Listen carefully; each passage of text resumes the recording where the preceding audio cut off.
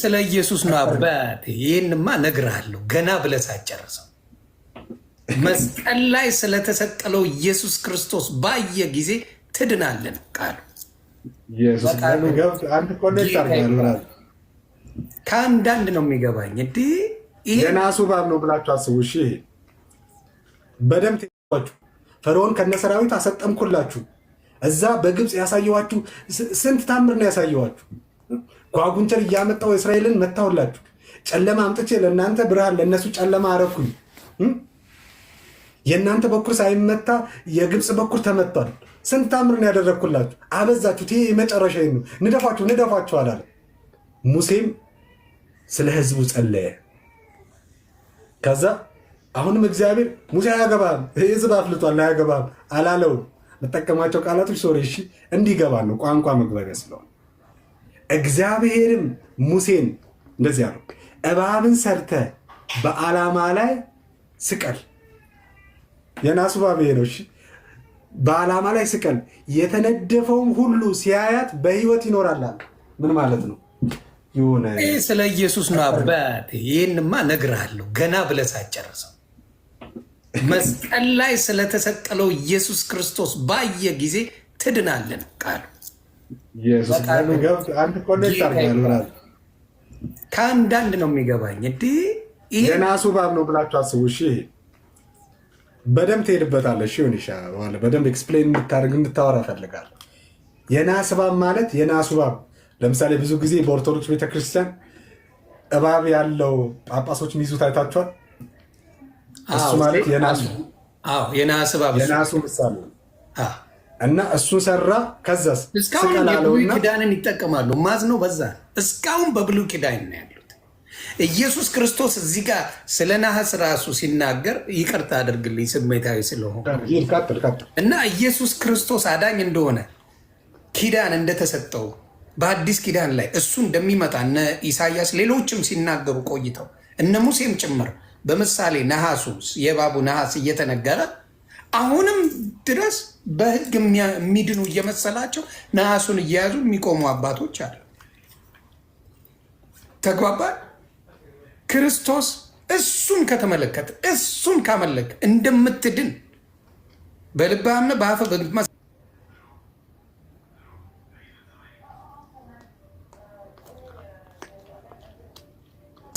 ትድናለህ። ይሄን ነው በቀላሉ የሚናገር። ስለዚህ መስቀል ላይ የተሰቀለውን ኢየሱስ ክርስቶስን ከማመን ይልቅ በሕግ ለመዳን አሁንም የሚጓጓጡበት መንገዶች አሉ። ለዚህ ነው አሁን ራሱ ከይቅርታ ጋር ታቦት የአሁን ጊዜ አይደለም። በብሉይ ኪዳን በሕግ ምን እንፈልጋለን ብለው ጌታን ሲጠይቁት ነው እንዲሁ አኑሯቸው። በምንድን ነው የምናስደስትስ? የሰው ልጅ እግዚአብሔር ማስደሰት አይችልም። ዊክና መገዛት አንችልም። ስሜታዊ ነን እና ምን አደረገ? እሱ ነው የምትፈልጉት። እሺ 10 ህግ ሰጣቸው። እነሱ 623 በላይ ህግጋቶች አወጡ። ከ623ቱ አንዱን ብትስት ትሞታ፣ በቃ ሁሉንም አፈረሽ። ስለዚህ አሁንም ልል የምፈልገው ምንድን ነው፣ አሁንም የሀገር ታቦቶች አሉ ኢትዮጵያ ላይ ያውቁታል፣ እንዳልሆነ ያውቃሉ።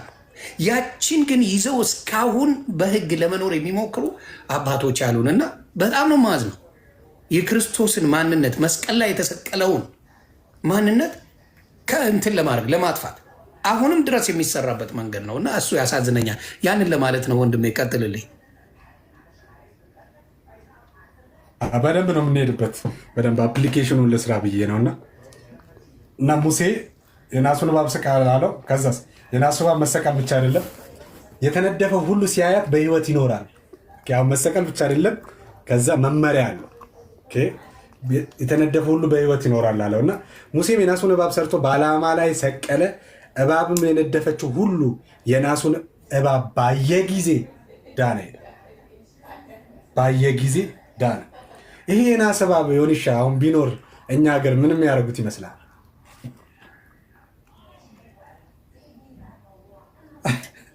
እኛ ሀገር ቢኖር ምንም ያደርጉት ይመስላል? ይሸጡታል፣ ይቸበቸባል ነው ብለህ የሚድኑበት መቸብቸብ ብቻ አይደለም፣ በኃይለኛው ነው እንጂ የሚመለከው በደንብ ነው የሚመለከው። እና የእስራኤል ልጆችም አንዳንዴ የእኛ ሀገር ክርስትናና የእስራኤል እንትን ተወራራሽነት አለውና እስኪ አንተም እንድታነበው ሁለተኛ ነገሥት መጽሐፍ ላይ ያውጣልኝ። ይሄኛው የናሱ እባብ እስከዚህ ጊዜ ነበር እና የእስራኤል ልጆች ያፈነድዱለታል አልኩ። ልክ ነው። የሆነ ጊዜ እግዚአብሔር ሰርቶበታል። እግዚአብሔር ታምራት አድርጎበታል። በጣም በዘመናት ታይቶ የማይታወቅ ታምር። ግን የሆነ ጊዜ የሆነውን ታያለ። ሁለተኛ ነገሥት ምዕራፍ 18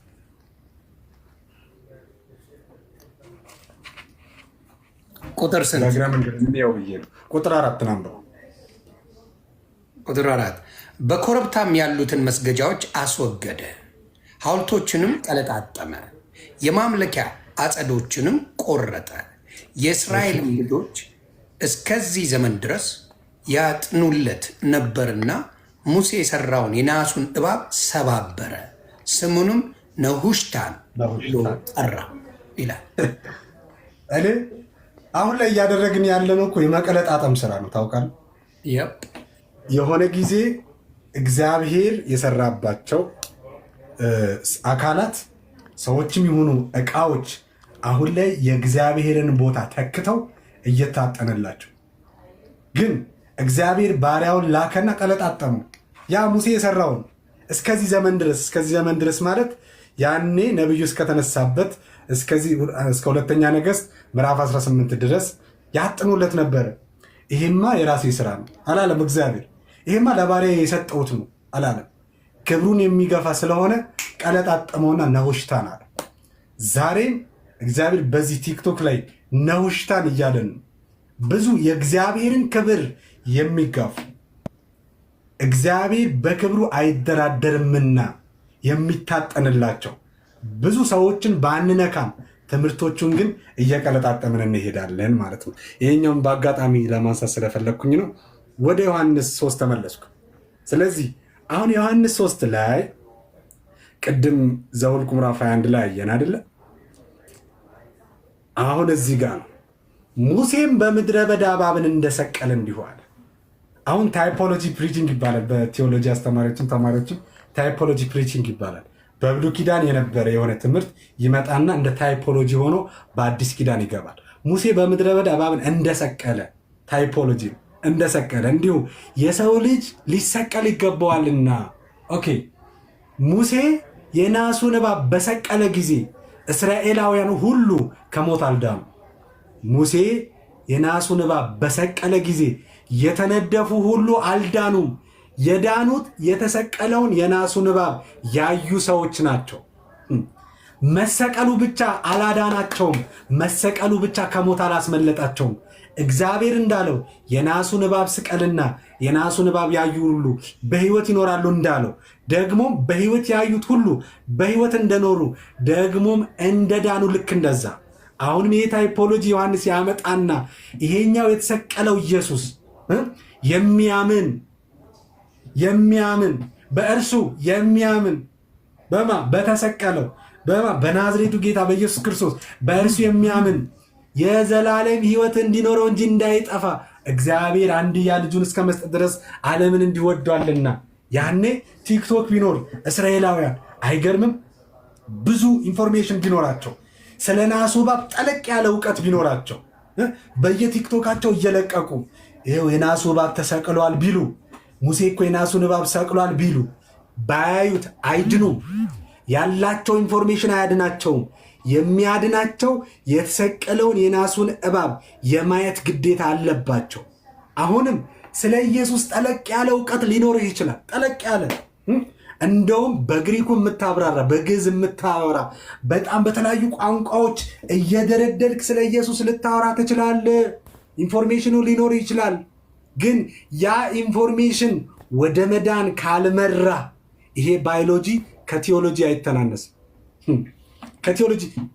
ቲዮሎጂ እምነት ሲኖርበት ነው ወደ ዘላለም ሕይወት የሚመራ።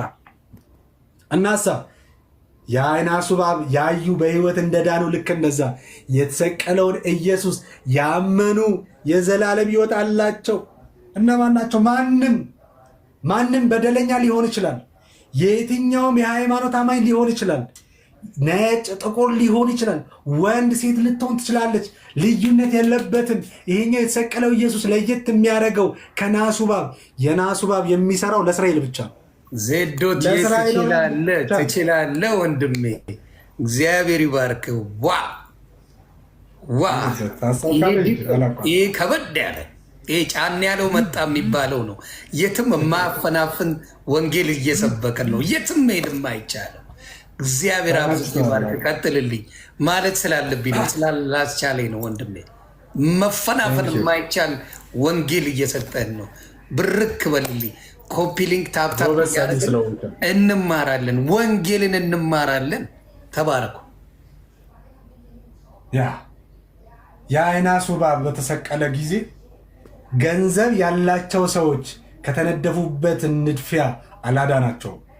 የናሱ እባብ በተሰቀለ ጊዜ ያላዩ ሰዎች ወጣቶች ስለሆኑ ብቻ አልዳኑ። በጣም ባይዜ ጥበበኞች ነበሩ። ጥበበኞች ስለሆኑ አልዳኑም። ያዩት ሰዎች በህይወት ኖረዋል። ይሰማል ወይ አዋጅ! ዛሬም በቀራንዮ መስቀል ላይ የተሰቀለው የናዝሬቱ ጌታ ኢየሱስ ክርስቶስ ዛሬ መገናኛ ላይ ቆሜ ኢየሱስ ያድናል ብዬ ስሰብክ እንደ ኢየሱስ እኮ ልክ ነህ፣ ታውቀዋለህ፣ ታምንበታለህ ወይ ነው እያልኩ ያለው። ለዛም ነው እኮ ዮሐንስ ሲናገር እንደውም ምዕራፍ 3 ከመሻገሩ በፊት ከምዕራፍ 2 በፊት ስለ ኢየሱስ ክርስቶስ አምላክነት አውርቶ በመጀመሪያ ቃል ነበር፣ ቃልም በእግዚአብሔር ዘንድ ነበር፣ ቃልም እግዚአብሔር ነበር፣ ሁሉ በእርሱ ሆነ፣ ከሆነውም አንዳችስ እንኳ ያለ እርሱ አልሆነም ብሎ ዘላለማዊ ቃልነቱን ዘላለማዊ አምላክነቱን ነግሮን ከድንግል ማርያም ሰው ሆኖ መምጣቱን ቃልም ስጋ ሆነ ብሎን ምን እንደሚለን ታውቃላችሁ? ለተቀበሉት ወደ ገዛ ወገኖቹ እኮ መጥቷል እኮ። ልክ ነው፣ ወደ ገዛ ወገኖቹ ተቀላቅሏል። እነሱ አልተቀበሉትም። ነገር ግን ለተቀበሉት በስሙ ለሚያምኑት ለእነርሱ የእግዚአብሔር ልጆች የሆኑ ስልጣንን ሰጣቸው። የተቀበሉት ያመኑት የዘላለም ሕይወት ያለምንም ቅድመ ሁኔታ ምንም አይነት ሚዛን ላይ ሳትወጣ የዘላለም ሕይወት ታገኛለ። ታውቃላችሁ ጳውሎስ በዳነበት መንገድ ነው እኔና እናንተ ሄዳን። ጳውሎስ ያገኘው የዘላለም ሕይወት ነው እኔና እናንተ ያገኘን። አንዳንድ ሰው ይደነግጣሉ እንዴ ይላል። አዎ ለየት ያለ የዘላለም ሕይወት የለም ብራዝ። አንዱ ጌታ ለሚያምኑት የዘላለምን ሕይወት ሰጥቷቸዋል። እንዴት? እንዲያው ያለ ምክንያት እንዴ። ዜዶን እኮ ባድ ነው ወደፊት እኮ ያገለግለኛል ይሰብክልኛል ምናምን ብሎ መሰለህ እንዴ? መጽሐፍ ሲናገር እኮ ሐዋርያው ቅዱስ ጳውሎስ በኤፌሶን መልእክቱ ምዕራፍ 2 ላይ እንደዚህ አለ፣ እኔና እናንተ በበደልና በኃጢአታችን ምን ነበርን? ሙታን ነበርን። ሙታን ምኑ ይወደዳል? ሙታን ምኑ ይሰባል ለመወደድ? መጽሐፍ ቅዱስ በጣም ነው የሚገርመኝ። የኛ መውረድ የኛ መጨረስ ሊነግረን ሲፈልግ ከእግዚአብሔር ጋር ዲስኮኔክት ማድረጋችን ሊነግረን ስለፈለገ ሙታን ነበርን አለ። ከዛስ ሃሌሉያ። ነገር ግን እግዚአብሔር በምሕረቱ ባለጠጋ ስለሆነ ከወደደን ከትልቅ ፍቅሩ የተነሳ ከልጁ ጋር ሕይወት ሰጠን። ሃሌሉያ። ከሙሴ ጋር ሕይወት ሰጠን ለምን አላለም እንዴ? ከዛ ከታላቁ ነቢይ ከሙሴ ጋር እኮ ሕይወት ቢሰጠን እኮ በቂ ነበር ለዚህ ለወራዳው ሰውዬ። ከዳዊት ጋር እንደ ልቤ ካለው ከዳዊት ጋር ሕይወት ሰጠን ቢል እኮ በጣም እኮ በቂና ከበቂ በላይ ነበረ። ግን የነሱ ሕይወት ሰማይ የረካበት ሰማይ የተደሰተበት ዘላለማዊ አይደለምና ሰማይ የረካበት ደግሞም ዘላለማዊ የሆነ አንድ ሕይወት አለ። እርሱም የልጁ የኢየሱስ ክርስቶስ ሕይወት ይባላል። እግዚአብሔር ሲወደን በምሕረቱ ባለጠጋ ስለሆነ ከወደደን ከትልቅ የፍቅሩ የተነሳ ከልጁ ጋር ሕይወት ሰጠን በኢየሱስ ክርስቶስ። በምድር ላይ የብዙ ነገር ባለጠጋ የብዙ ነገር ባለሀብት ልታዩ ትችላላችሁ። ነገር ግን አንድ አለ፣ የምህረት ሀብታ ምሮ ምህረት የማያልቅበት አንተን ምሮ አሁንም አበዛኸው ብሎ አንተ ላይ የቁጣ ሰይፉን የማይመዝ የምህረት ሀብታም አንድ ባለጠጋ ሰው ልጁ በአባቱ ባለጠግነት ባለጠጋ እንደሚሆን ልክ እንደዛ አንድ ባለጠጋ ሀብታም በልብስ እንደማይራዙ እንደማይበርዳቸው እንደማይራቡ ልክ እንደዛ እኔና እናንተ በምህረት አንራብም። ለምን? አባታችን የምህረት ሀብታም አባታችን የምህረት ሀብታም ነው። የኔ እህት የኔ ወንድም የምስራች ደክማችኋል ወይ? በጣም ብዙ ከመዛልና ከመድከማችሁ የተነሳ እግዚአብሔር በእናንተ ላይ ተስፋ የቆረጠ የሚመስላችሁ ነገር አለ። ሁኔታዎች እየመጡ እግዚአብሔር በእናንተ ተስፋ እንደቆረጠ የሚሰብኳችሁ አሉ። ዛሬ እነዚህን ስብከቶች ሁሉ የሚሽር አንድ ሕያው ስብከት አወራላችኋለሁ። አባታችሁ የምህረት ሀብታም፣ አባታችሁ የምህረት ሀብታም ነው። የምህረት ሀብታም ነው። የምህረት ሀብታም ነው። የሆነሽ አንድ ታሪክ ላካፍልን።